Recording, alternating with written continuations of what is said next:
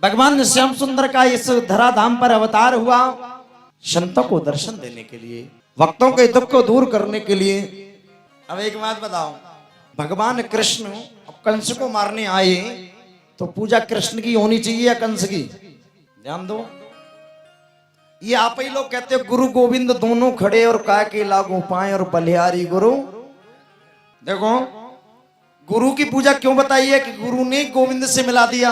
ध्यान देना, गुरु ने जब गोविंद से मिलाया तो पहले गुरु की पूजा बताई, और जब कंस को मारने के लिए भगवान आए तो कंस ने भगवान को बुलाया और मिला दिया। मुझे तो पूजा तो कंस की करनी पड़ेगी ना। अब देखो बात बड़ी ऊंची नीची है, बात बड़ी ऊंची नीची है। भाई बुलाया किसने? कंस ने। अब जो बुला रहा है और तुम्हें मिला रहा है तो जाहिर सी बात है तुम्हारे लिए सर्वोपरि वो होना चाहिए जैसे गुरु है। सत्यता यह है कि भगवान कंस को मारने के लिए आए ही नहीं थे। भगवान कंस को मारने के लिए नहीं आए।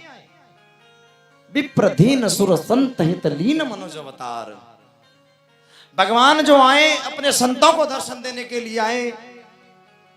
धराधाम पर पड़े हुए जो संत महापुरुष स्तुति कर रहे हैं पहले उन्हें दर्शन देने के लिए आए। बात तो यह है, मान लीजिए यहां रंजीत के नगला का कोई व्यक्ति दिल्ली में रहता है, ध्यान देना, और वो व्यक्ति दिल्ली रहता है और दिल्ली से उसने अपने मकान में ताला डाल दिया। 20 वर्ष से कभी गांव में नहीं आया। कभी एक दिन उसके गांव से एक पत्र गया, उसके मित्र का पत्र गया, भैया मेरे लाला की शादी है और तुम्हें जरूर आना है। सो उसने पत्र पढ़ा, बोले 20 वर्ष हो गए गांव में गया नहीं हूं, चलो इसी बहाने से चला जाऊंगा गांव में, अपना मकान भी देख लूंगा, लोगों से मिल भी लूंगा। बेचारा आने वाला था कि उस दिन कोई काम पड़ गया उसको। जानते सुनिए तुम्हारी बातें की पुष्टि करूं। अगले बार फिर उसी मित्र ने एक पत्र लिखा, बोले भैया मेरा अंतिम बेटा है, अब मेरे घर में अब कोई शादी नहीं है, और इस बार अगर तुम मेरे यहां नहीं आए तो मेरी तुम्हारी राम राम, मेरी तुम्हारी बात खत्म।